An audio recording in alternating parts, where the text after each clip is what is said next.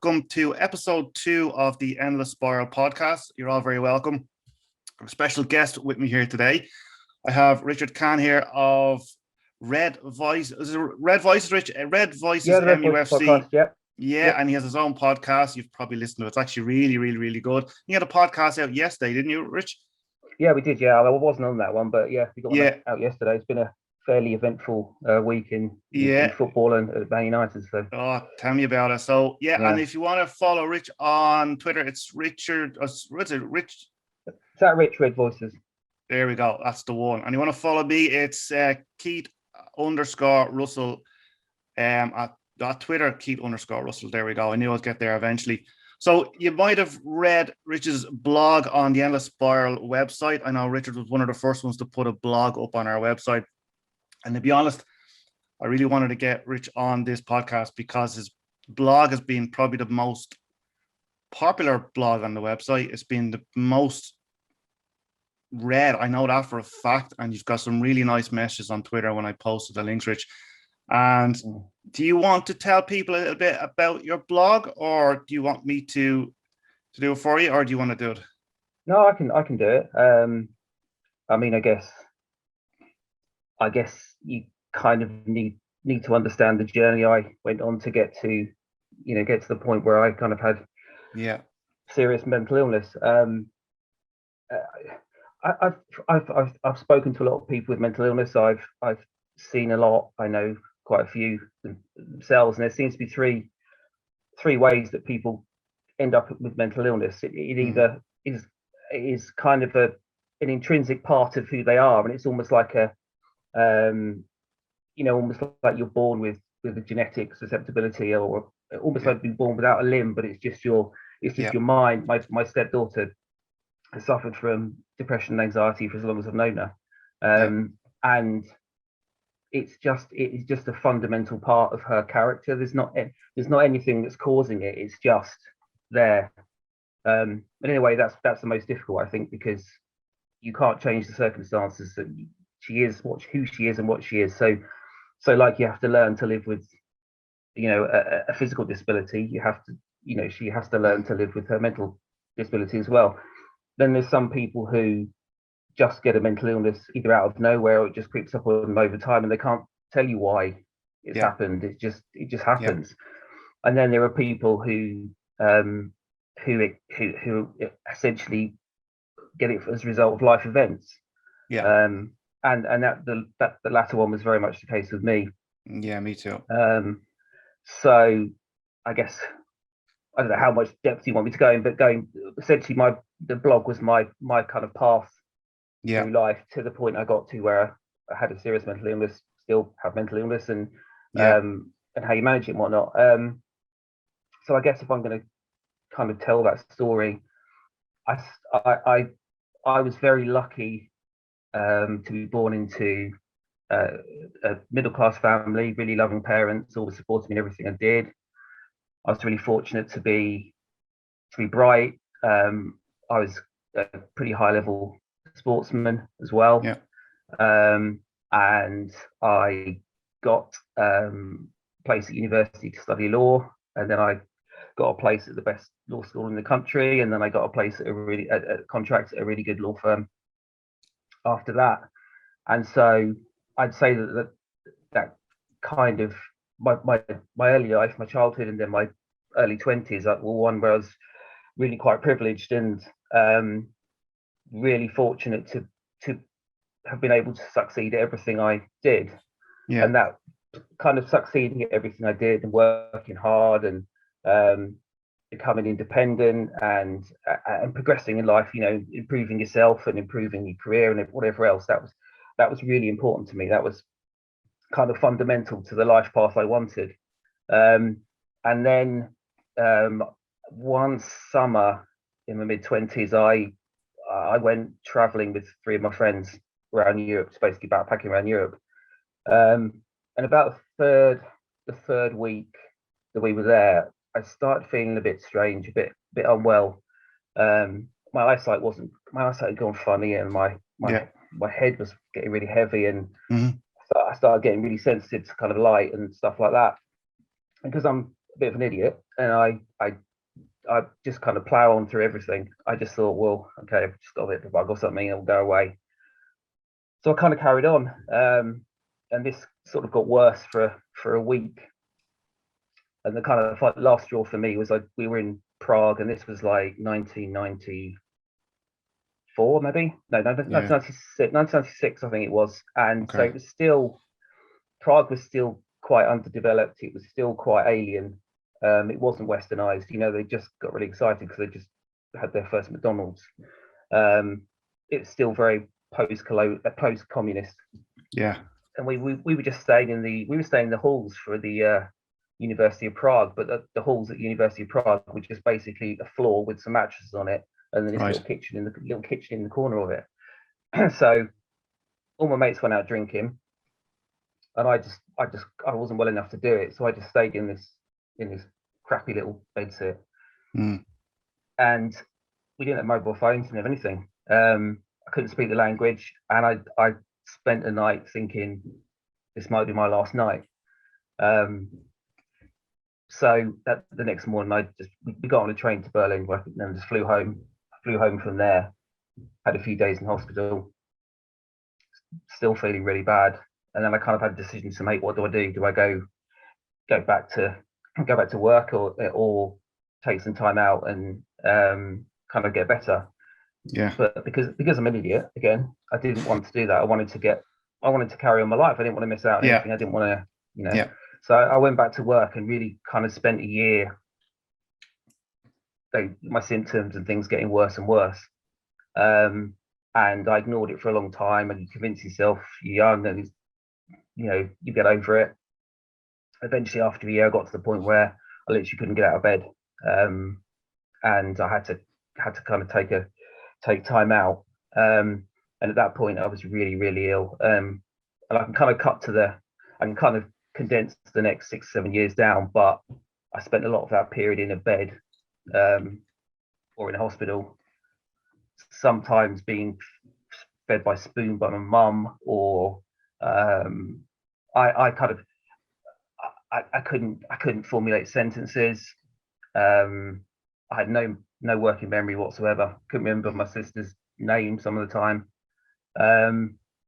And although it was really hard, and I had a lot of anger and you had a lot of fear and things, I didn't ever really properly drop into, what I'd say is proper mental illness. From my experience, there's a difference between kind of suffering and sort of full-blown depression or whatever, because there's almost like a physical line where when you get depression, it brings physical symptoms itself, doesn't it? I think. And I didn't at that point. I didn't really collapse into that, and I think part of that was once I got my head around the fact that I had to stop, and that I needed to start focusing on myself rather than just pushing myself to meet this career path that I'd wanted to do and this life that I wanted.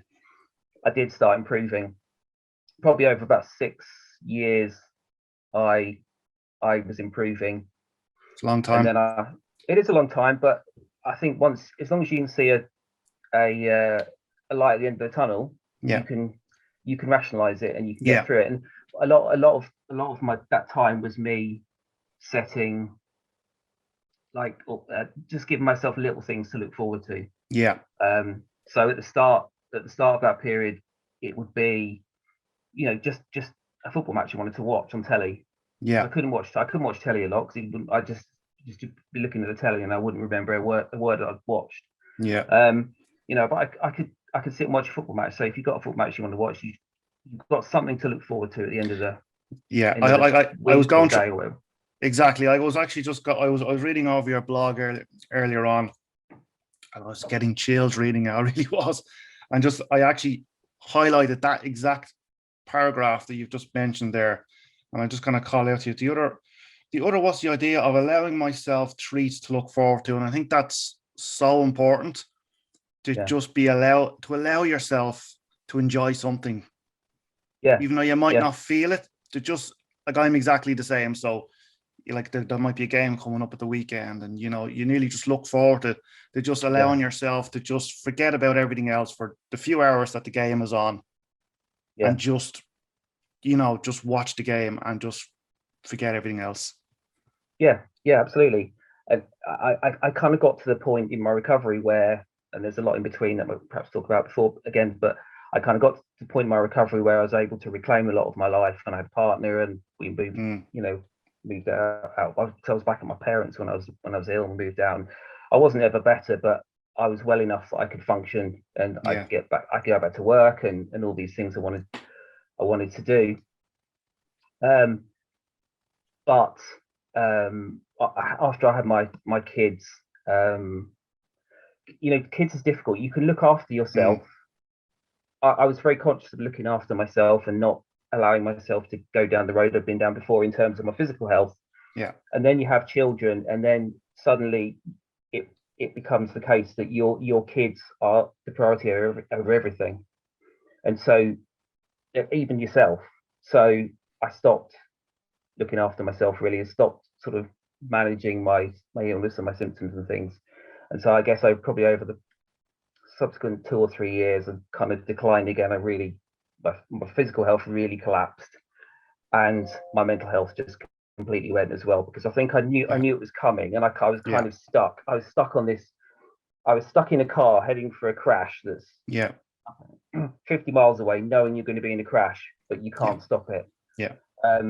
My mental health completely collapsed, and I really severe depression. I voluntarily went into hospital, into a mental health unit. I would say probably for a year and a half, I was in a state where I spent 90% of my time thinking about death. Yeah, probably 90%, probably more than that, to be honest. Yeah. And just kind of and persuading myself to get through to the next day, and just kind of using my kids as an anchor, and whatever else. I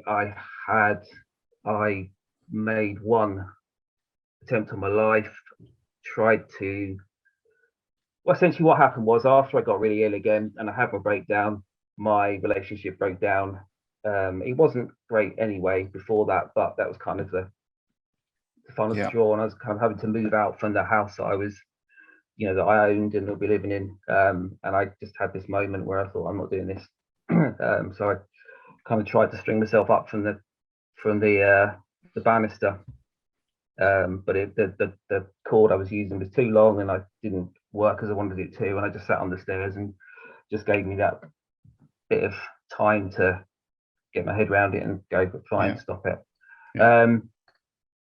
And I mean, during between getting ill and now, I've had 3 long-term relationships. 2 of them broke up, really, is partially because of my health, my physical health. My second one was obviously complicated with mental health as well. So my kind of adult life has been one of, on top of everything else, kind of the relationships are generally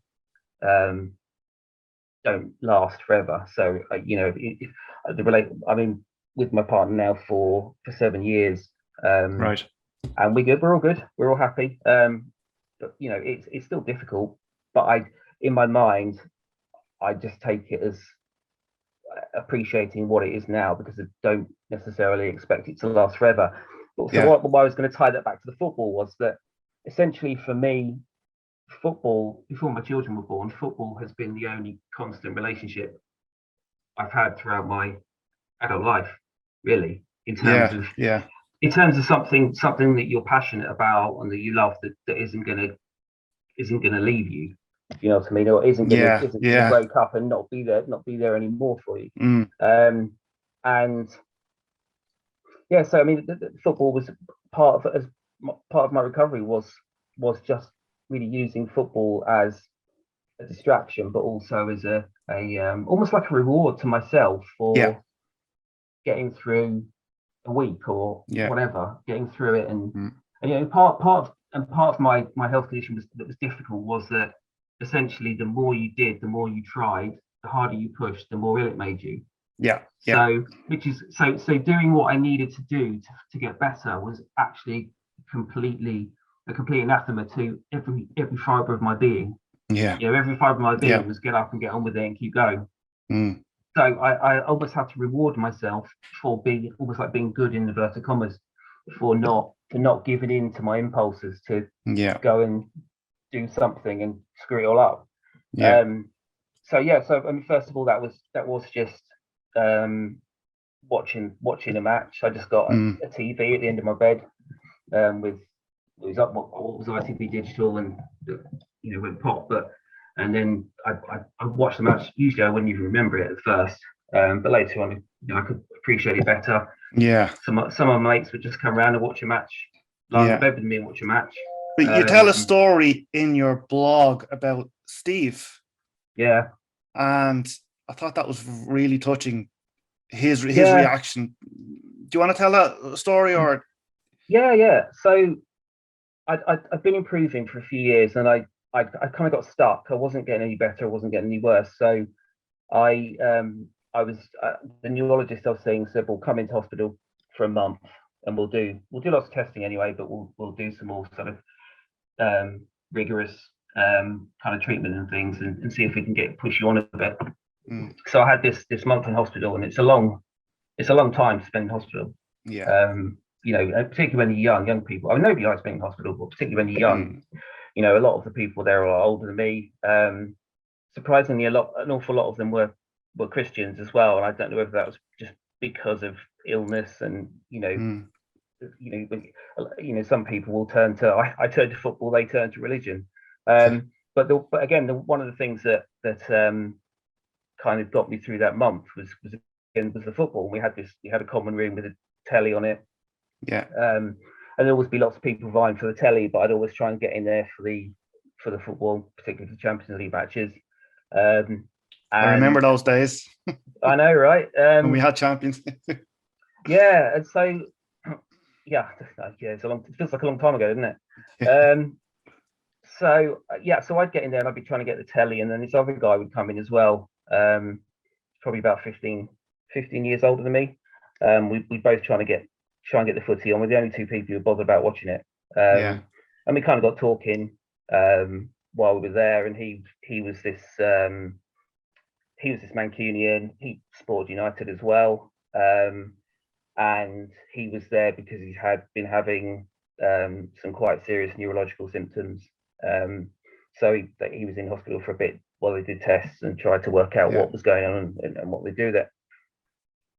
So we watched 2 or 3 games in the first 2 or 3. I can't remember exactly when it was in the month period. We watched a few games, just chatted like two blokes. Because footballs. I've never come across anything that allows two strangers to talk as easily as they do, or as easily as they can, than football. Good point. It's just like a common language, isn't it? It's something that you've immediately got this enormous thing in common that you can talk about in depth or at length, and it just breaks that ice, and you can almost end up in a conversation with someone you've never known, and it'd be like a conversation with one of your mates. Well, they kind of say that about football. It can kind of be a common language. I know, don't they? Yeah, exactly. Yeah, exactly. And so I think it's about 3 weeks, maybe about 3 weeks in. I wasn't aware of it until the next day, but essentially at 3 a.m. in the morning, one of the consultants had gone into his bay and just essentially told him that he had an inoperable brain tumor and he was going to be dead in 2 weeks. And so he was kind of spent the rest of the night sobbing in bed, sobbing with kind of the nurses looking after him. I can't really comprehend why it was thought to be a good idea to tell him at 3 a.m. in the morning when he was on his own, but they did anyway. So we kind of found out about this the next day, and you don't really know what to say. I mean, it was the first experience in my life where I'd have to really think about mortality, I'd say. And I think the younger you are, particularly, you don't really know what to do and say. And I suppose for a few days, I probably avoided him. Maybe, I may have done. I may have. You just because you just don't know what to say. What are you going to say to something like that? And so United were playing Juventus in the Champions League away from home in the group stage. So it must have been 2003 or 2002.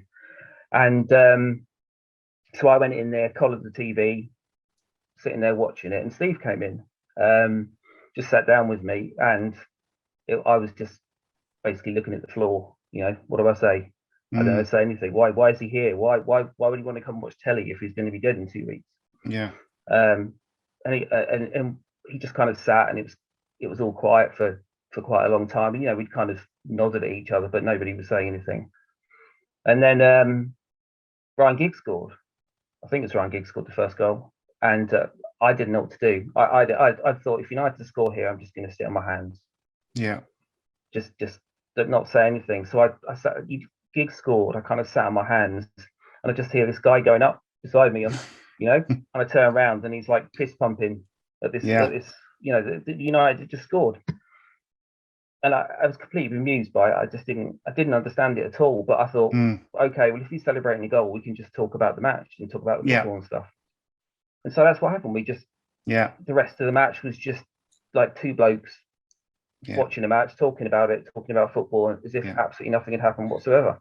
And I suppose that's probably the reason why he came to watch the game in the first place. He just wanted a few hours of the escapism for him, just to forget about the devastating news that he was told on. I mean, it is incredibly tedious being in a hospital. It's incredibly tedious being in a bed anywhere for a long period of time. And looking back on it, he just had days of nothing to think about other than that. Yeah, I know. So from his perspective, that was part of the mental process of getting through those days and trying to get something out of the remainder of his life, I guess. And he went home. His girlfriend came to get him about 2 or 3 days later, and he went home, and then it was no more than about 3 or 4 days later we got a message saying that he died. But as I say, I think that was probably the first time I thought about mortality, the first time I thought about how football, the importance of football to those who like it and those who are passionate about it. I was able to, prior to that, when I was more ill, as soon as I was kind of well enough to start to get out and do some stuff, my dad didn't even like football. He just took me to our local League One, what was League One at the time, or whatever the third league was called at that time, just to watch some football. And then I got back to Old Trafford. It may have just been just before that hospital stay, actually. And I just remember it was United playing with Maccabi Haifa in the group stage, and I can just recall this guy in front of me just spent the entire match moaning about or shouting at Diego Forlan and Juan Sebastian Veron, just giving them jip for the whole game, and by the end, Veron and Forlan had both scored. United had won 5-2. He was still moaning, and everyone was just pissing themselves laughing. And by the second half, I was just laughing at him, and I think I kind of forgot myself, and it's the first time I think that I'd really laughed about something and really kind of forgotten about what the global picture and everything else in a really long time. And so again, it was those little milestones where you start to come out of the mental space that you're in into a more normal or healthy experience. Just little slivers of normality keep you going during those really hard times. And then later on, after I've had the proper breakdown, particularly when I was in hospital, that was the first time I really, really struggled to even engage with football as much.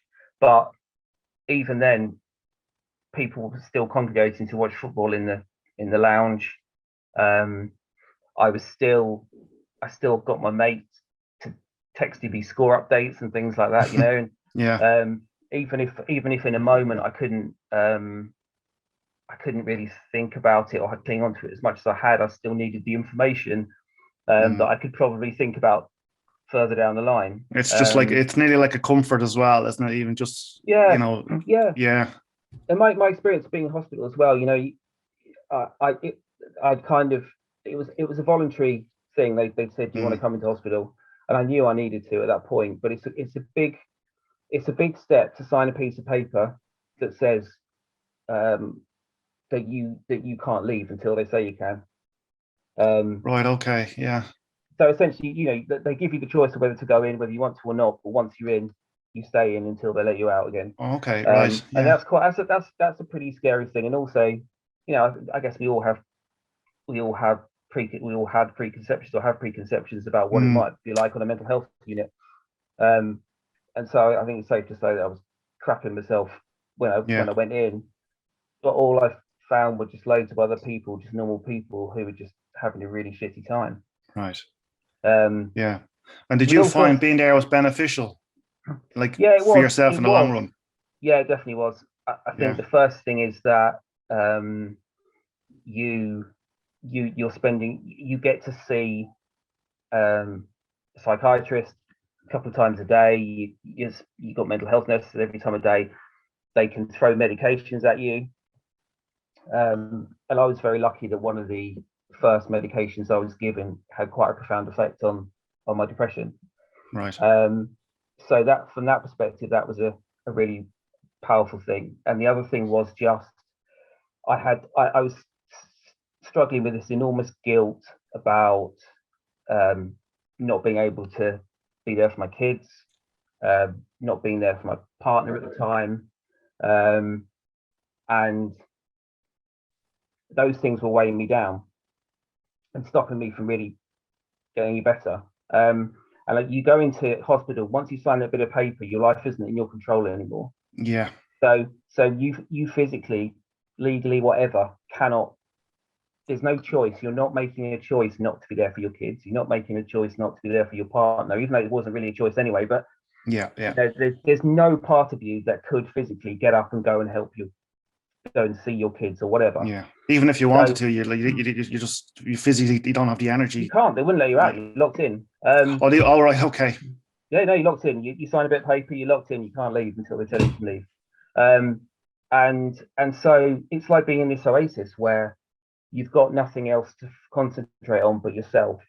Yeah. And I've never been good at that. I've always prioritized other people, I think. And so I literally needed to be forced to actually think about myself. And so it's just that oasis. It gives you a break from your problems.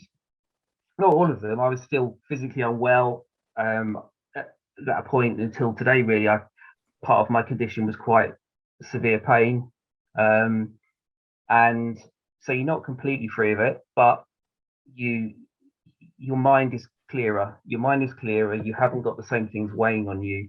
And once I'd got on the particular medication, it was like 2 or 3 days.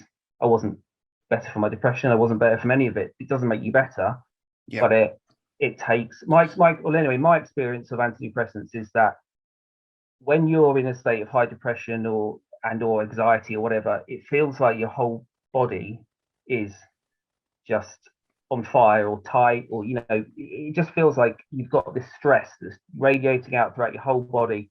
It hurts, it physically hurts. Your chest is, you feel like you've got an elephant on your chest, and you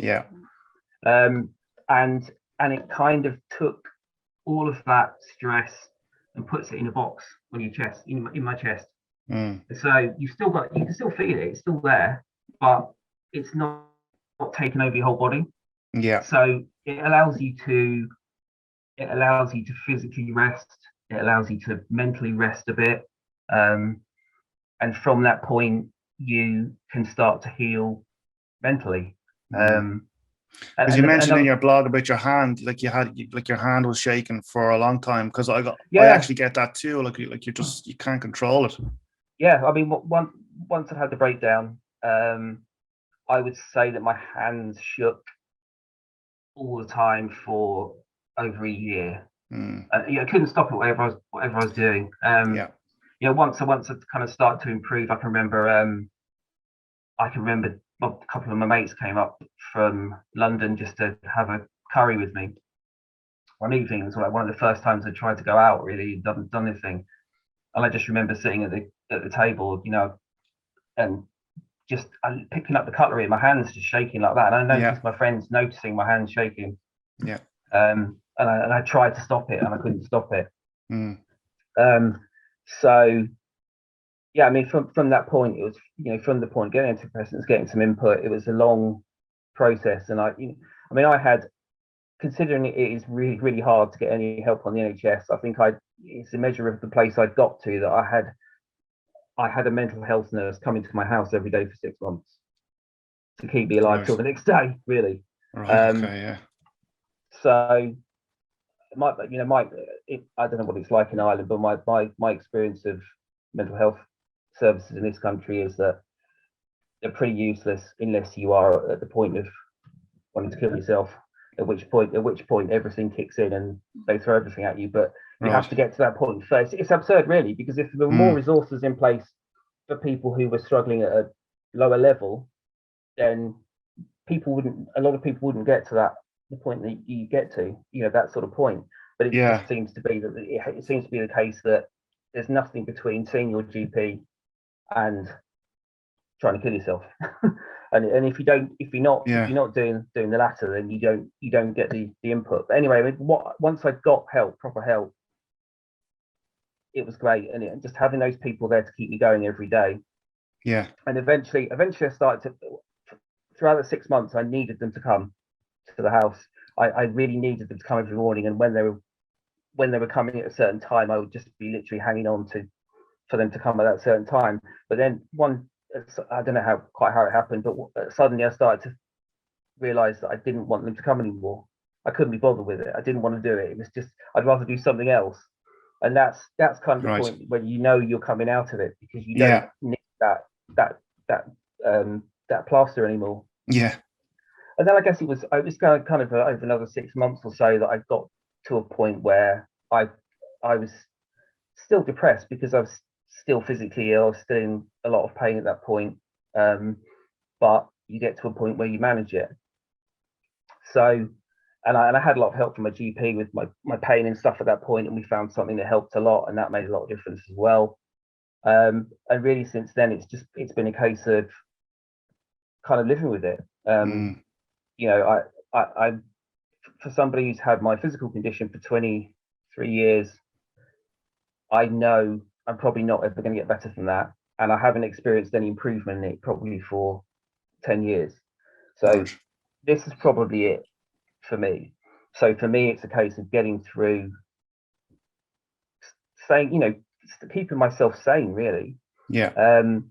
And I think for the large part, I do. I've had a couple of wobbles. I had a period where my pain was very bad about a year or so ago, and I completely melted. And I had about a month where I was not of this planet, I don't think. Do you think that kind of coincided with maybe COVID? You know, that was kind of around that time, wasn't it? Yeah, no, that was, it was probably 18 months ago, actually. That was just before COVID, and I kind of got through. I got through that one. I was a bit angry with myself, because you do learn over time when your depressive symptoms are getting worse. Well, I certainly do anyway. You kind of notice the changes, and so the first time you don't know what's happening.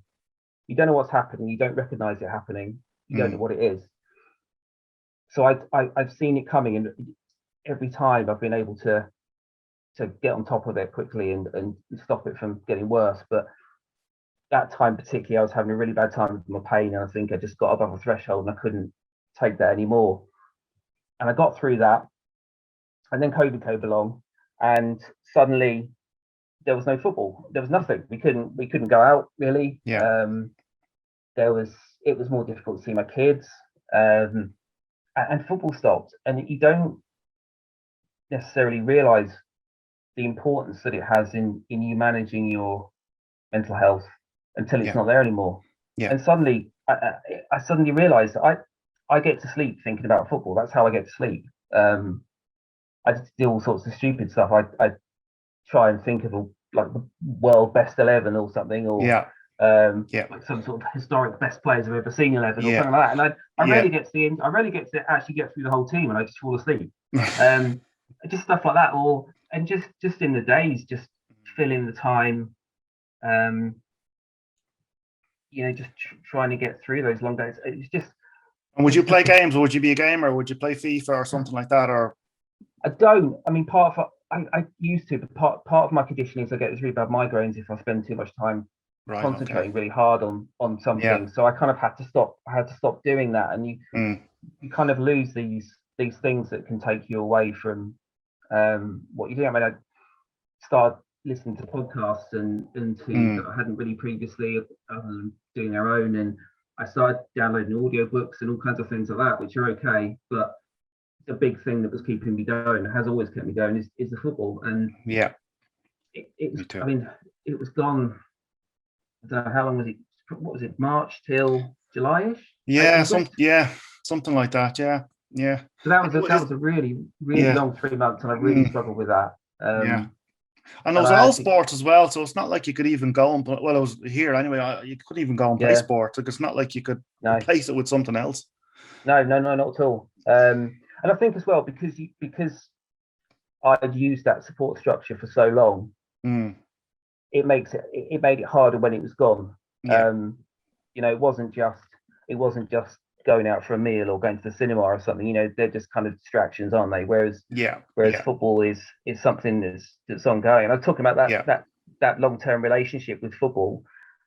I tend to have this attitude to life, and kind of when you hear about people dying or whatever, I can think that somebody's sad, but generally speaking, if I didn't know that person, I can't feel. I can feel empathy, but I can't get emotionally invested in it. You see, the connection's not there. Yeah, the connection isn't there, and you often see on social media a lot. If somebody famous dies, and there's an awful lot of kind of outpouring of emotion, and some of that will be genuine. I think some of it's just people saying what they need to say for effect. But when Alex Ferguson had his brain aneurysm, I felt like my granddad was on the verge of death. I remember that. I didn't expect it.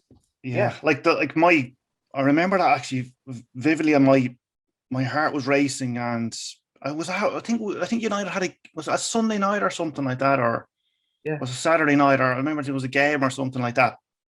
And I remember that kind of my heart was beating and my chest was really tight. Like, it was really, the connection is there. Like exactly as you say, it's nearly like it was a family member.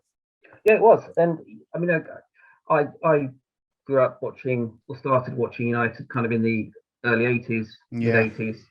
So I'd experienced United being crap. And then, it was just this most incredible thing. Just as I became an adult, and I just the kind of what became my oyster, my football team also became the best team in the country and dominated the next 25 years of my life. So I'd known it being crap. So that, and I was like, I listened to the United We Stand podcast, and Andy Mitten often says, when he's talking about it, he says he literally thought United would never win the league ever. And I was the same. I didn't expect United to ever win the league in my time. I mean, I kind of started supporting them because all my mates supported Liverpool, and I just couldn't do it. I didn't want to support the team that was just winning everything at the time. I didn't want to support the same team as everybody else. And my dad didn't like football. He wouldn't take me to football at that point, so I had to pick a team off the TV. And I liked the kit, and I liked the idea that they used to be really good, but weren't anymore. I've always kind of had this thing for like this kind of fallen giants thing. So I never really expected United to win everything, but suddenly, I kind of got independence, beer, girls, and incredible football all at the same time. So that was a really kind of incredible experience. And even thinking about things like the birth of my children, I would say probably, I'm glad my partner would never hear it, but my ex-partner, but I would say football's probably brought me the most spontaneously happy moments of my life. And I would say that for the last 23 years, ever since I got ill, I've never been truly happy. It's always there. I've never had a day of like pure happiness, or I never really had an hour of pure happiness, really, where there's nothing else there. Yeah. Would you but feel those, guilty if you felt happy? Would you feel guilty then afterwards? I no, often get that sometimes if it's nearly you really don't want to allow yourself to be really, really happy because you nearly feel guilty as if like, well, yeah, I'm going to be sad later on anyway. So do you know what I mean? I know what you mean. Yeah, I think mine's certainly my case. And I can't speak for anybody else's. I've always, because I guess my life story and my experiences are quite extreme, Mm, or more. You know, they're certainly not, I would say, the average person's experience. yeah, I've never felt any shame or any guilt for being depressed, because from my perspective, I don't think anybody could have got much further than I did yeah, before I cracked. So perhaps my experience like that is a little bit different. I've always felt guilt about if I do something that makes my physical health worse, because like I said to you before, you have this thing where essentially the more you do or the more you push or whatever else, the worse it gets. yeah, Um, and so you have this thing where you need to do something for yourself emotionally. You've got this balance between your emotions and your physical body all the time. And so you do something that you really want to do that physically sets you back. You'll do it, you'll be pleased you did it, but then the next day your symptoms will hit and you'll be like, why did I do that? I'm really sorry, I shouldn't have done that. How am I gonna, what if I can't spend as much time with my kids this weekend? All those yeah, kind of things.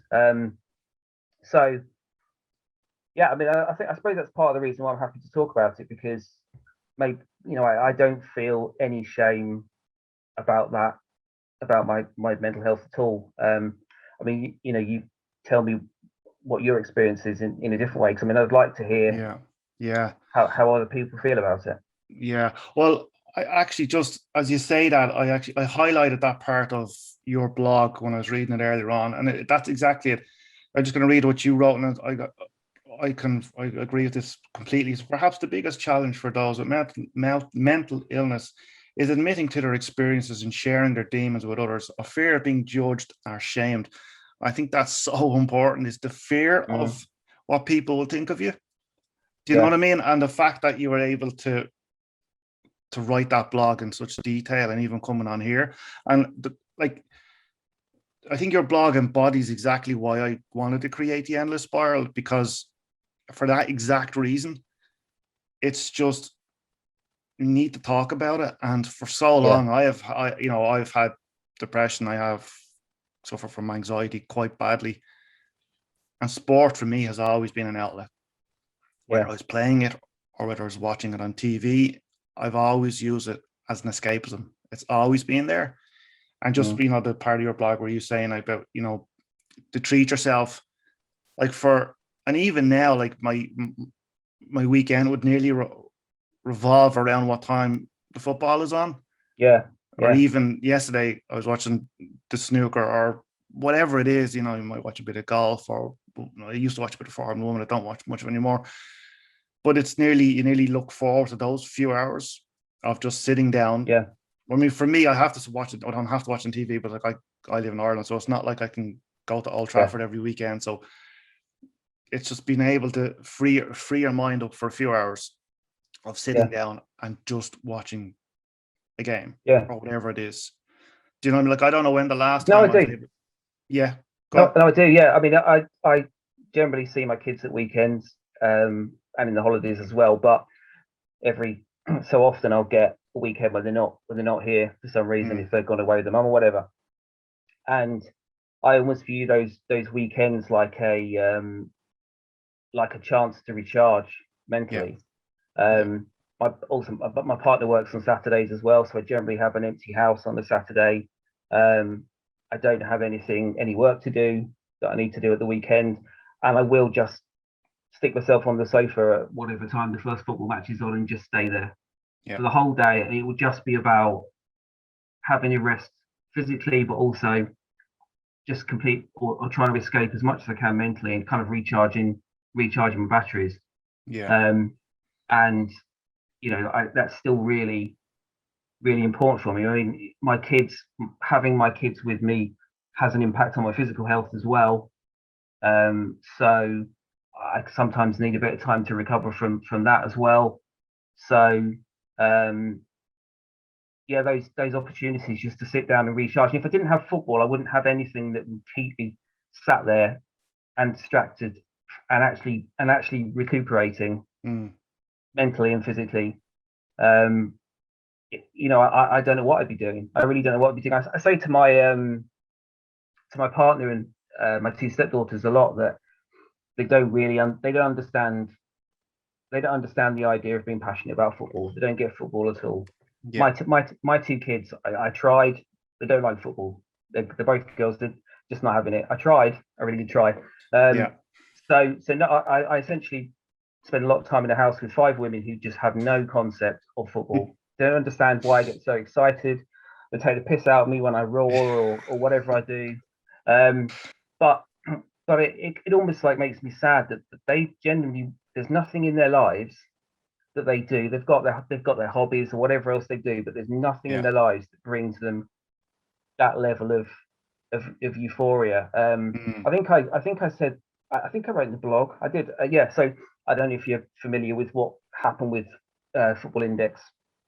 The vaguely. The only time I actually saw details of it was when you were tweeting about it. Other than that, I wouldn't be too familiar. Right. So it was kind of like obviously a gambling product, but it was it was marketed and set up very much as a stock market for footballers. And I won't go into the details of how it worked, but essentially, when it had been in existence for 5 years, and a lot of the people who kind of invested in inverted commas at the start had made a lot of money as it grew.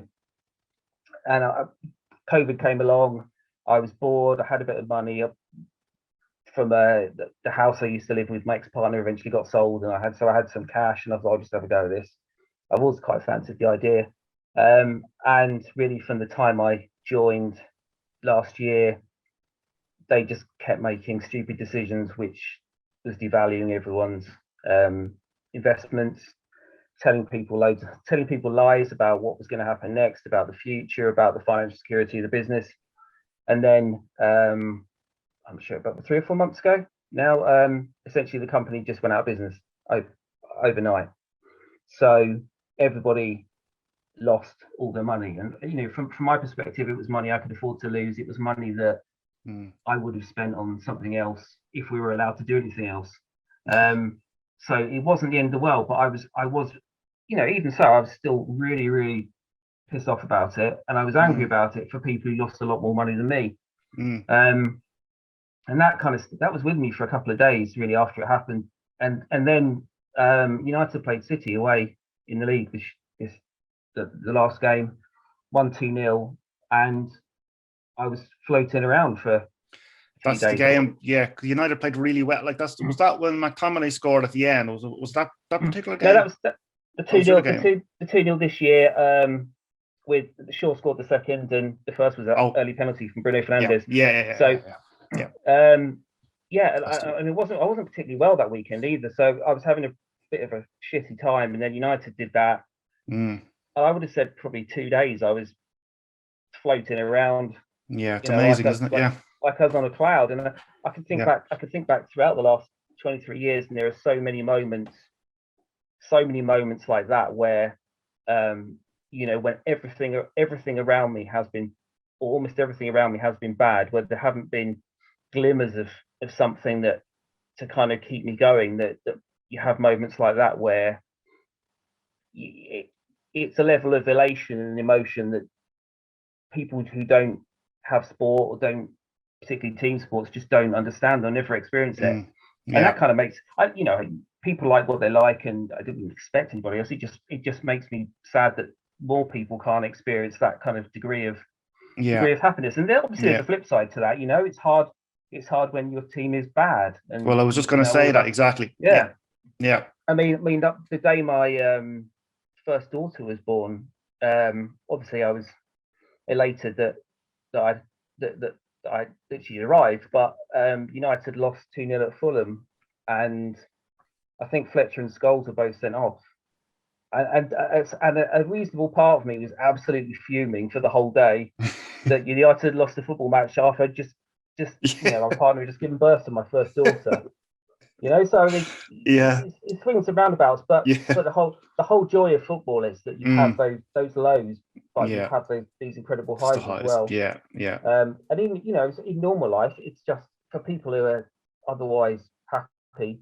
It's still this time when they can almost kind of lose themselves and have that emotion they don't necessarily have in the kind of normal everyday drudgery of their lives. But when you've got something else really heavy that's really that is there all the time and is playing on you, the only thing I've found that does that takes it away completely is football. Me too. Even with my kids, my kids are the most amazing thing in my life, and I've had this I've quite often thought about, would I, if I could click my fingers and go back 23 years and do it differently, but I would have to live the rest of my life knowing that I'd had kids and that I'd gone back and they weren't there anymore. Would I be able to do that? And I wouldn't be able to do that. I would come to think I couldn't do that. And so my kids give me a lot of joy, but with my kids, there's always this guilt, particularly if I'm struggling with my health, that I can't kind of be the dad that I wanted to be before I had children. And they don't know any different, and I don't know. I don't think that really affects them. But I always have that guilt about not being able to be the dad that I wanted to be. So even with my children, there's a caveat. There's always a caveat. They bring me enormous joy, but there's always that gnawing in the back of my mind. That this isn't quite how I wanted it to be. But with football, there's nothing like that. It's just pure. It's just a pure release of emotion, isn't it? My son is my son is 9, and United have been crap for the last 8 years, and I'm petrified he's gonna want to support someone else. Well, he doesn't really have an interest in football at the moment, so I'm lucky in that way, as in, hopefully by the time, if he comes around, maybe United might be a little bit better for him, because like I from what I remember, I didn't really have much of an interest in football until I think I was probably 8 or 9, something like that. So so we'll see. But I mean, I totally agree with you. It's just when the release is just, there's highs and there's lows, and but it's always there. Yeah, it is. I'd always hoped that my kids, it's something I could share with my kids. And I'm quite sad that I can't. They just aren't having it. And maybe that'll change in future. There was I thought I'd hit the jackpot when I think when my first daughter was about 3, I had an England game on TV, and she asked me if I could take her to an England game. And I thought I'd cracked it. I thought, this is it. We're away. And then I just didn't do it quick enough.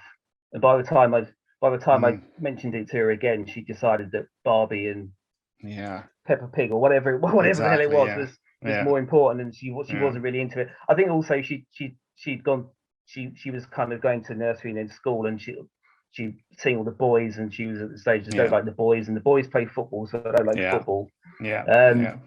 So but I mean, that's the only element of football that really has ever been a negative for me. Well, there was a few years ago, United, it was a pre-season, and United were playing. But they're playing here in Ireland. They played in the Aviva Stadium, and they played Ireland, I think. I can't remember who they played.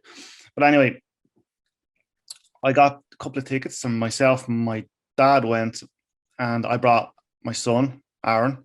So he was being probably around 7, and my nephew went as well, my sister's kid, and he's a few years older, and he loves Manchester United as well. My dad is a United fan as well. So we all went, and the 4 of us went.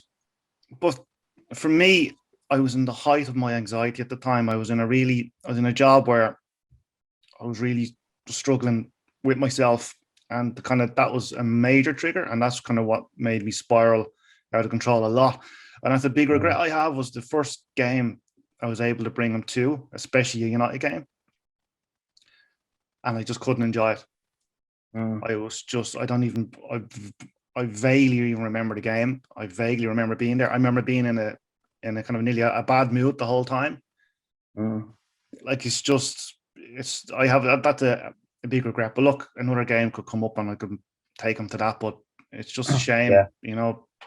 I know what you mean, because when I was kind of in my late 20s, as my physical health was improving, because I've been ill and kind of away from normal stuff for such a long time, I had to get over. I had to go through this process of kind of going out and doing some things that I'd done previously, and the first few times I'd done them, I would literally just be shaking, not because to anybody else they'd be just a normal activity, but when you've had those things taken away from you, you're not sure if you're ready to do them, you don't know what to do, and it's just overwhelming. The anxiety kind of takes over everything else, and the only way I managed to get through that was by doing them more, and actually kind of relearning that it's okay to do this stuff. If you think about it, it's quite heavy, just having to kind of relearn that you can do things that everybody else does as a matter of course. And so and I think as well, for me, there's been quite a big element kind of, or by the psychologist used to say, said that there's quite a big element of kind of PTSD as well from those worst times, and kind of sometimes when I do things that are okay now and that should be all right, I just sometimes have this really kind of strong anxious response to them.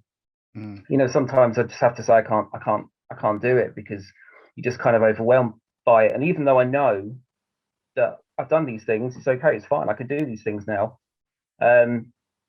somewhere in my mind is telling me, no, you can't, you shouldn't, you mustn't, these things aren't good for you, these things are bad, this could go wrong.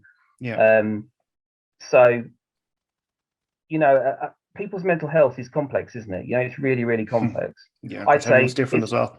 Well, they are as well, but I could say, I've had depression. If someone asked me and I said I had depression, but the reality is it's just a mix of all sorts of things, isn't it? In my experience, certainly in my stepdaughters as well, anxiety is an absolutely monumental part of depression. And then you have that kind of PTSD thing mixed in. I mean, some of the people I met in hospital, a few of them had bipolar, and part of that they weren't just suffering with the symptoms of the bipolar, they were also suffering with the fact they knew they had bipolar, and they were afraid of what would happen the next time they had a manic episode, for example. Because they'd obviously had these experiences so many times that had been really destructive. So they weren't just dealing with the bipolar itself, they were dealing with the mental consequences of that, and almost a PTSD from the fact that this had been happening to them for such a long time. There was another guy who just started hearing voices out of nowhere. And he was just a normal bloke, and he just suddenly started hearing these voices. And it was the terror of what was happening to him. It was almost worse than the thing that happened.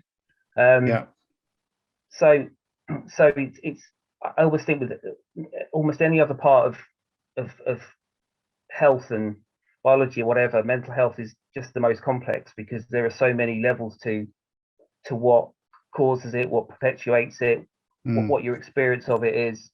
And so that's why I think it's so difficult to treat. But what I would say to people, and this is the battle we have to have with my stepdaughter, is that if you want to overcome it, or if you want to improve as much as you can, you have to engage completely with the help that people are giving you. So if you're offered counselling or CBT or whatever, do it and take it seriously and really engage in it. And if you're offered antidepressants, you're ill. You've got an illness, just like a diabetic needs insulin. Yeah. And my experience is that antidepressants can completely change your life. And sometimes it needs to be trial and error. You need to try several. But my stepdaughter was really resistant, really resistant to taking an antidepressant in the first place. Even my partner was like, I'm not sure if I wanted to do that. And then, it probably took a year to get around to the idea of, she tried very briefly antidepressants, decided she didn't want to do it. Took a year to get around to the idea of trying again, and she found one that's really helped her. So I think there are two kind of steps to improving mental health in a medical setting. And that one is acceptance that this is something you've got. You can't do anything about it. It's not your fault. It's either, it's obviously a combination of genetics or experience or whatever, some great mix up of all these things. It's just the same as having diabetes or any other illness, And so it took me 3 different meds to get right. Like on the third one, like, it's great. So I think part of the difficulty with it is that for some people, that resistance to help and the resistance to acceptance is part of their mental health problem, part of their condition. And I think the support around you is very important as well. I mean, I'm very lucky. I've got a very, very supportive wife, and she's brilliant, and she's very she's mentally very strong, and she's very supportive. And even the whole thing about what we were saying earlier about the weekend would nearly revolve around what time the football is on it, and she's brilliant. She's very supportive of that. And I mean, it took a while, I suppose, for her to kind of understand why I'm doing that. It's not the fact that I just don't want to go somewhere. Do you know what I mean? It's more deep rooted than that. But I suppose what I'm saying is, I suppose your support system is so important, because if I didn't have her, God knows where I'd be or what. But also my experience of kind of early mental health problems is it can also be incredibly hard on your family, on your partner, on your family, particularly if you're not accepting it yourself, and you're not willing to engage in help or treatment or whatever else. Because I'm terrible at going to the doctor, as probably so many men are.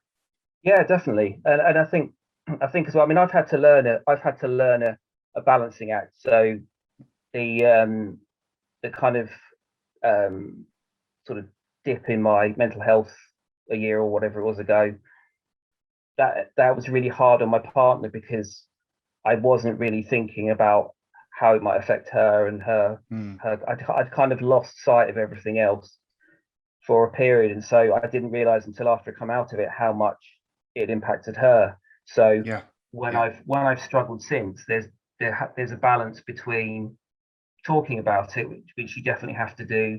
You have to accept support if you need to, but you just also and a part of this is maybe keeping you grounded as well when you're experiencing it. You have to be aware of the people around you as well, because if they break down, they can't help you. So it's just it's a case of not. I mean, in a way, mental health conditions, whatever, depression or whatever, is a selfish condition. Because you lose the ability to think about anything else outside of that condition at that moment. You lose sight of everything. But it's not your fault. That's not in a judgy way. It's just the nature of the condition. It always makes me very angry when people say that people who committed suicide are selfish. They aren't selfish. Most of the time, people who commit suicide think that the world would and their family and everybody would be better off without them. So it's almost like the ultimate unselfish act, isn't it? It's because they're aware that they're not the stable person they want to be. They made their families' lives harder. And if you think about it, the will to stay alive is the most powerful imperative that we have as humans. Yeah. So to take that step and to actually relinquish that power and give up your life is not something you do out of, it's not something anybody who is of a stable mind, who actually was actually thinking about it in a rational way, would do. Those people have basically got to the point where they're suffering, and I think this is the thing that perhaps some people don't understand about mental illness. The suffering that you can experience during mental illness is every bit as bad as the suffering you can experience from some really, really terrible physical conditions. Yeah. It's absolutely unbearable, completely unbearable. It's unbearable to be alive. It's unbearable to wake up in the morning. Yeah. It's And unbearable shit even to when you rest. feel exactly, yeah, 100, and even when you feel a little bit better, the the side effects that last afterwards can be just as bad for me as well. I know you said it like earlier on, but like, and I think you have it in your blog as well, where like your neck would go. So for me, I'd get really, when you're feeling really anxious, you're in that state, and your world is spiraling and all that type of stuff. But then when it passes, for me anyway, once it passes, you kind of like from the kind of, you're in your headspace, you feel a little bit better. But from the head down, my body's gone. Yeah. So my neck stiffs, so it's like a really bad creak, or like a trapped nerve in your neck. I'd have that for a week or two. Do you know what I mean? And then you're But exhausted it's and you just want to exhausting. sleep. It's absolutely It is. exhausting as well. You're Yeah. just completely knackered. I mean, not Yeah. not not just a bit tired. It literally drains every last ounce of energy out of you, doesn't it? Yeah. You just want to sleep the whole time. Yeah. So, those people who get to that point, they've got to a point where being alive is just not bearable anymore. And if if you step back and think what that must be like, you have to appreciate that's a serious point for someone to get to in their mind. It's not a conscious thought. They're not being selfish. They're not doing, and almost exclusively, they're not just doing it for themselves. They think they're doing it for other people as well. Yeah. So you just don't see a way out. You can't see it. I mean, I had a friend of a friend who just walked in front of a train, and nobody had a clue there was anything troubling him, and that's part of the problem as well. And particularly with men, they just don't. We don't like to talk about it, even with my friends now. None of us feel comfortable talking about anything remotely emotive or anything to do with mental health or anything else. And if anybody brings something like that up, everybody just looks a bit shifty and looks at the floor and doesn't know what to say. Well, I'm probably going to say it now because I haven't said it before, but if they're listening, they're going to hear it now. But I distanced myself from my friends for years because of how I was feeling. And I just felt my life was on hold, and I just felt, you're going to go nowhere, and you just feel so bad. And you see everyone else and they're off doing their own thing and they're living their lives. And I feel, you just kind of feel like you're in a dead end, or you just can't get yourself moving. And I distanced myself from all my friends for years because, as you said in your blog, you've been judged or shamed, or you just feel embarrassed, or that people won't understand, and you kind of, it's just tough. And like, it's only now I'm trying to kind of reach back out to people to kind of, I mean, they might listen to this and they might hear it now, but you know what I mean? Like, for anyone who doesn't understand or aren't in that circle, you can kind of, it's hard for them because they might not know where or why you're distant with them, and then it's hard for you as well because you're pushing everybody away. I mean, the stupid thing is that, say, if you're in a group of 5 or 6 mates, there's a really, really good chance that one of those people is either struggling themselves at that moment or had struggled in the past. My best mate, I'm 45. My best mate's the same age as me, and we still haven't really talked about it properly. But his dad died of cancer about 5 years ago, and he just got married as well. And then he just said to me, so about a year ago, so kind of 2 years after the event, I don't know how my wife's still with me, because after my dad died, I just went into clinical depression and it was just an absolute mess for 2 years. I'd never had a clue. I mean, this is a guy who's the lead legal counsel at one of the world's biggest media organizations. You know, he's a you know and he just couldn't get past kind of his grief after his dad passed away, and you know, so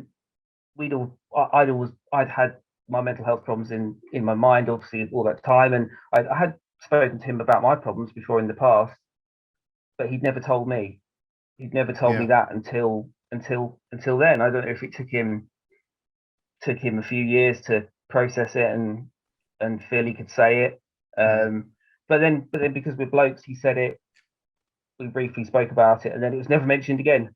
You know, we moved on to football or something else, and and I don't know any more really than just what he told me at that time. So you know, everybody thinking that, you know, you do feel when you're depressed that the rest of the world is normal in inverted commas, and everyone's going about their lives happily, and it's just you that's there. But the reality is that, as I saw when I went into hospital, there are lots and lots of completely normal, you know, completely average Joes and Janes walking about who have lives very much like yours or mine, do the same stuff we do. They go to work, they do the shopping, they're just like us, and for whatever reason they're experiencing the same as you. Nobody's afraid to say that they've got cancer, or nobody's afraid to say they've got multiple sclerosis or all these other things, but they are, you know, depression's an illness or anxiety, whatever, that probably has similar mortality rates, or certainly very, very high mortality rates. It's just the same as all of those things, but for some reason, I think because of the way society develops, and particularly because of kind of patriarchy and men in particular having to be these strong. There's a stigma about it as well. Really. So they did. You know, nobody wanted to suggest that they were to kind of lose that ability to provide, or to be judged, or whatever else. And society changes really slowly in so many ways. There's rarely a huge change in society. You know, you're still looking at, it was, you know, the mid 80s before we essentially legalized homosexuality, which to me seems absolutely insane. But society, it took, you know, hundreds of years for the society to get around to the point where they could see this, or certainly enough people could see this for what it was, and it wasn't some terrible lack of or some sort of terrible mental sort of departure or something, or whatever they thought it was. And maybe that's even part of the problem, that things like the idea that people were mental,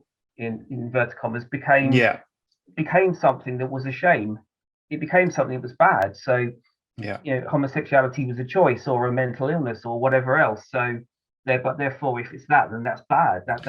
These things are bad. I think it's the whole thing of, it's nearly self-inflicted.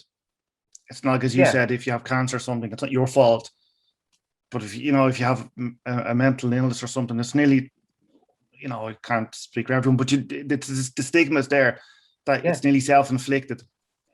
But less than 100 years ago, they just literally took people with mental illness and stuck them in essentially what was a prison. They didn't do anything. They just stuck them in there, and they just hoped they got better. You know, so it's almost like these people are undesirable. These are undesirable members of society. We're going to put them somewhere else where nobody else can be offended by them. And so there was an episode of The Crown with that, wasn't there? Yeah, there was actually. So so society is, you know, it takes such a long time to develop, and then it's almost like, and you have little setbacks as well. You know, it's not a straight line to kind of liberalization or whatever, you know, or understanding. It's you still have an awful lot of people who, as we see on social media, who have very negative views of quite a lot of things that we should just be accepting of today. And a lot of those people will cling on to those things for the rest of their days. So the only thing we can do as people who have some insight into mental illness is try and inform those who might develop it and not know what's happening to them, not feel they can talk about it, don't know what the kind of best treatment options are for themselves, or what to do, how to talk to their partners about it, or whatever, to ask for help. Well, if even one person can listen to this podcast and hear us talking about it and just feel a little bit better, that's enough. Well, it's not enough, but you know what I mean. It's the same. It's the same. The website. Why I kind of, like I said, I started off by just doing a blog for me, and then I was like, well, maybe other people might like to share their thoughts, and maybe other people might like to, write stuff down, because it can kind of be very cathartic, and kind of be, just putting stuff down on a screen or a piece of paper or whatever, and just, if even one person can read someone else's blog or share something and they feel better. Because I don't think there's enough chatter about it, but maybe that's just me. I know a lot of people do kind of talk about it now, but I mean, I don't think a lot of people talk about it the way we talk, or at least the way we're doing when we're kind of relating it back to sport. Yeah. I mean, go on. Maybe it's easier when you've got almost like a segue between kind of normal life and your mental illness, So it's almost like another conversation that can bring. Possibly. Because go on. Yeah. Sorry. No, I was going to say one of the hardest things I found at first when I first got clinically depressed was not understanding it, and and you think it will never end. You think it will never end, and that is, I think, is the thing that probably causes the most mortality from depression and mental illness is the lack of knowledge, really, and the lack of a support structure, and the feeling that it won't ever end. So if we can use football as almost like a lifebelt that allows us to reach out further to some people than we otherwise would be able to, then that's got to be a good thing, hasn't it? Exactly, because I received a message from somebody, it was yesterday, the day before, and they just were saying that it was a great idea the way they used the word normalize. I know what they meant, as in kind of to take the stigma away, or to, as you said, just to kind of to tie it in with your normal life, where to normalize it, to kind of, you explain it better than I can. No, I know what you mean. And as well, I think one almost a useful thing to do would be, say you go to a match at Old Trafford, 76,000 people there. Even if you think it's just you, the likelihood is that there are, at the very least, several thousand people there who have experienced mental illness in some significant way.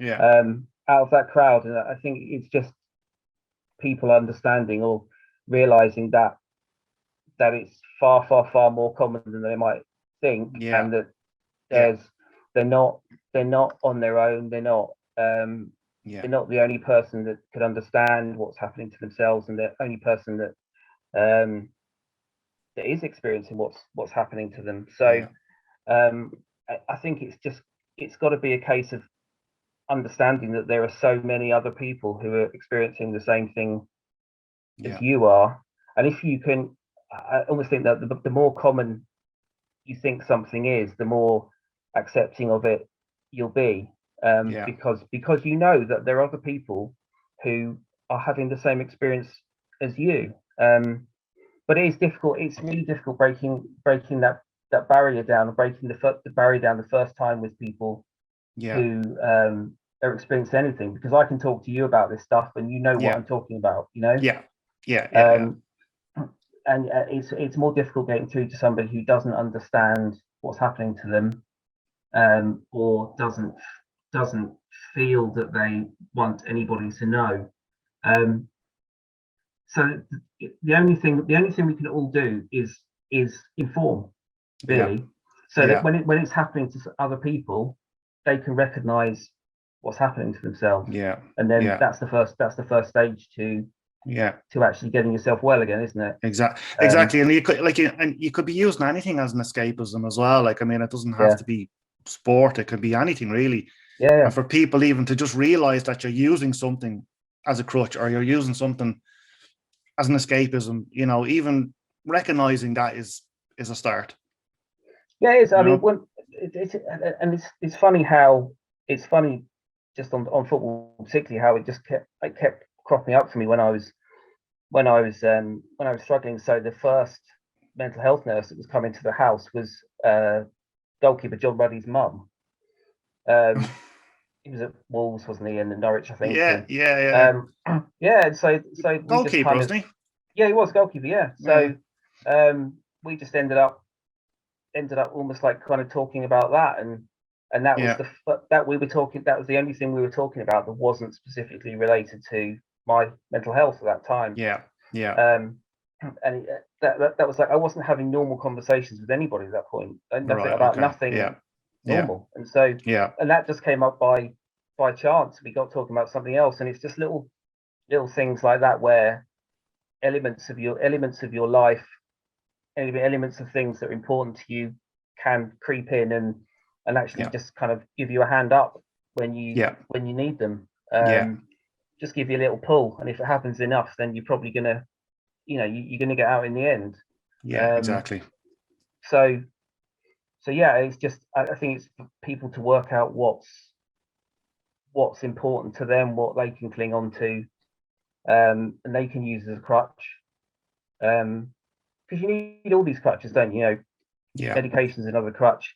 Counselling, and that's just an opportunity to talk, and sometimes that can be really beneficial, because you're talking to somebody who doesn't know you. You're talking to somebody that you can't hurt. You can be completely honest to them, and this is stuff you can't talk about to anybody, or you don't feel you can talk about to anybody else. So it goes back to just grabbing onto everything you can get. To kind of get you through the worst of times. And you have to know that the worst of times will hopefully pass. They're not usually going to last forever. Even if you have depression over a long period of time, there are times when it's bad and there are times when it's bearable. For me, most of the time it's bearable. I have those bad times, but most of the time I can deal with it. So once you can get your mind out of that place of this is it, and you can accept the help, and you can embrace all the help you can get, and all the things you can think of and use to help yourself, then I think you've got a really good chance of overcoming it. Brilliant. Yeah, very well said, Richard. I think we leave that there. That's been absolutely amazing chat. Thanks very much for coming on. That was really, really good. And really, really good. Thanks very much, Richard. And listen, I want to just give your Twitter another shout out just before we go. So it's at Rich Red Voices. Isn't that right? That's right. Yeah. That's right. And do you want to give your podcast a shout out? Yeah. So it's called Red Voices. It's on. It's a Manchester United podcast. It's on iTunes and SoundCloud and Spotify, or wherever else you want to look. So if you're that way inclined, give us a listen. Yeah, I urge you to do so. It's actually really, really good. It's brilliant. I haven't listened to yesterday's one, but I will do soon. I'm just going to give our own social media channels another shout out. It's the same on all of them. It's at DE Endless Spiral, and it's the same on. We're on Instagram, Facebook, and Twitter. If you want to give myself a follow, if you like, it's at Keith_Russell. And I want to thank Richard again. That was absolutely amazing, brilliant. That's great. And we'll be back to talk about it. Brilliant. And maybe you come on again? Yeah, of course I will. Yeah. Brilliant. Thanks, Rich. Over and out. Bye-bye. Right. Thanks, mate. Bye-bye. You too.